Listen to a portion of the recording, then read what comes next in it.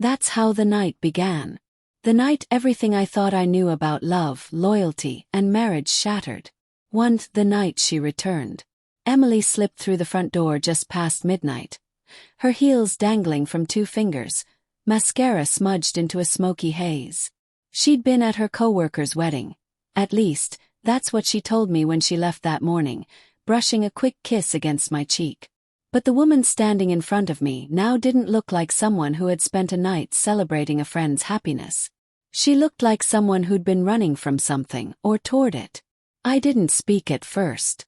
I just watched her, watched the way she avoided my eyes, watched her toss her shoes into the corner like guilt meant nothing. "You're still awake," she murmured, voice too light, too rehearsed.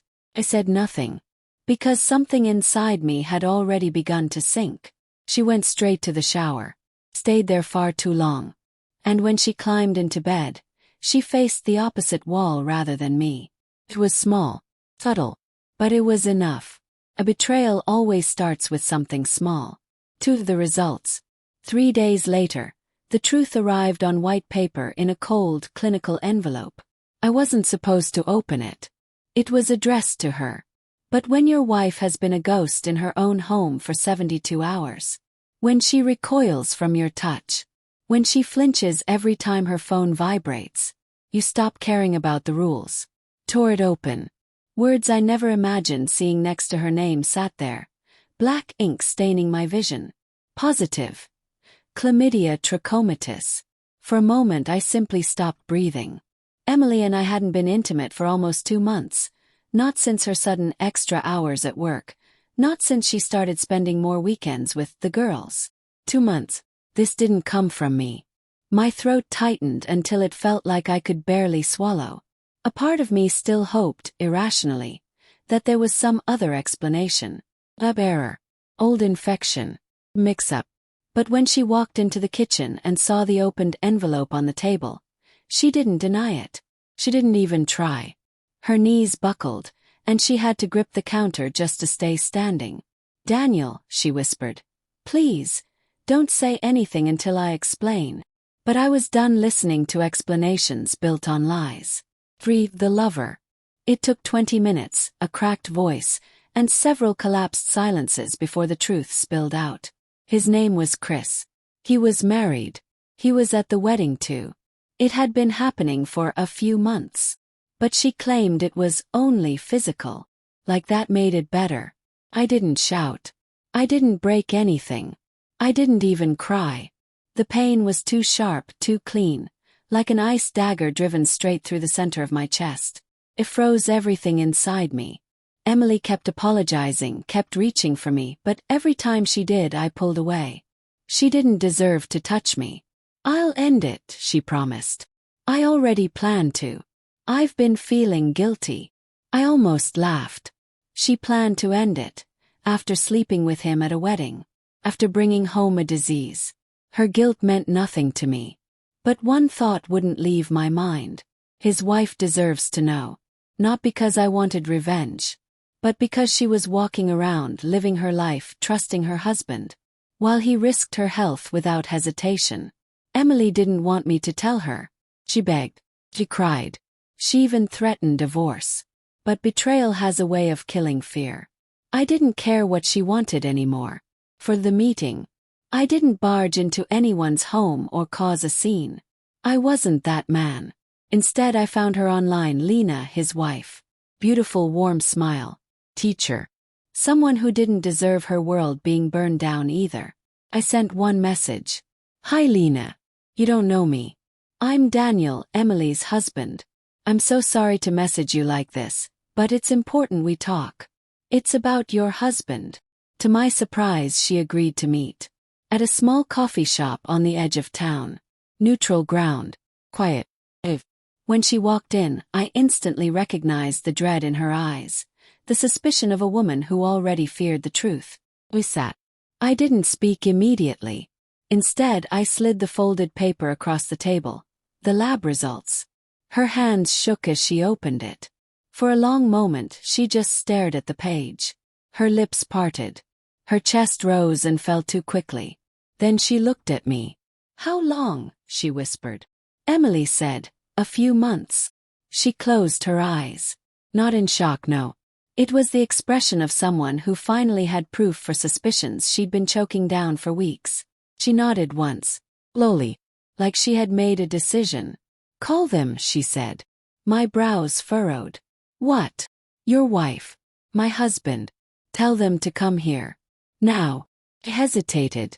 "Lena, I didn't come here to." "Please," she said, voice breaking. "I need to hear it from him. And I want her to hear this from someone who understands exactly what she did." And something inside me said yes. Maybe it was the exhaustion. Maybe it was the need for closure. Maybe it was the hope of finally hearing the truth spoken aloud. So I called Emily. Then she called Chris. They both showed up 20 minutes later, together. Seeing them side by side felt like a punch to the gut. Emily's eyes were swollen from crying. Chris looked nervous but mostly annoyed, like we were inconveniencing them. 5. The confrontation. Lena didn't waste time. She stood, held up the lab results, and with a trembling voice that cut through the entire cafe, she read the diagnosis out loud. Every syllable was a blade. Emily covered her mouth. Her eyes filled with tears. Chris's face turned ash white. "Explain," Lena said to him, her voice cracking like dry glass. Chris tried to deny it, then tried to blame alcohol, then tried to blame Emily, said she tempted him. That was the final straw. Emily snapped. "Don't you dare put this on me. You were the one who kept." "Enough," I said, my voice sharper than steel. They both looked at me. And for the first time I let the anger show. "You didn't just betray your spouses. You endangered them. You lied to them. You humiliated them. Both of you did that. Not alcohol, not temptation. You." The silence that followed was heavy, cataclysmic. People were staring but none of us cared. Lena set the paper down with trembling fingers. Then quietly, firmly she said, "I'm done." She walked out without another word. Chris ran after her. Emily stayed. 6. The aftermath.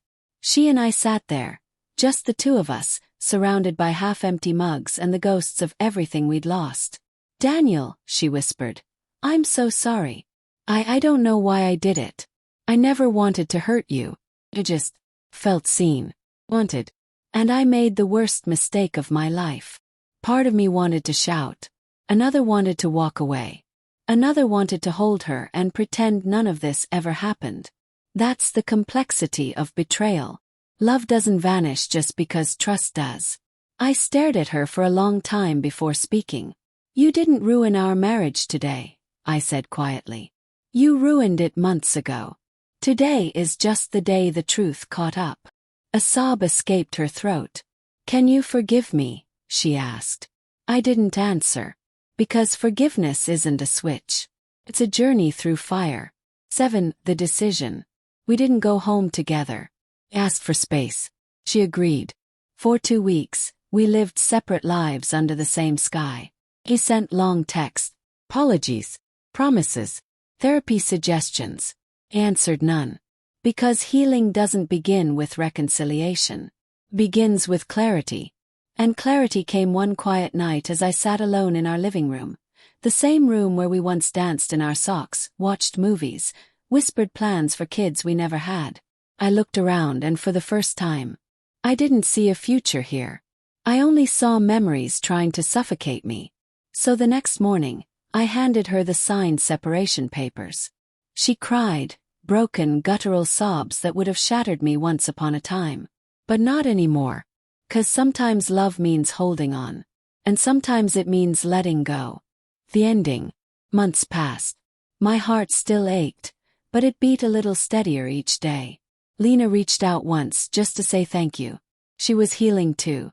As for Emily, she entered therapy. She asked again if we could try. And for the first time, my answer came without hesitation. No. Not out of anger. Not out of spite. But because I finally understood something. Forgiveness is possible, but forgetting is not. And rebuilding requires both. Our marriage was built on trust. She broke it, and I survived it. That, in the end, was enough.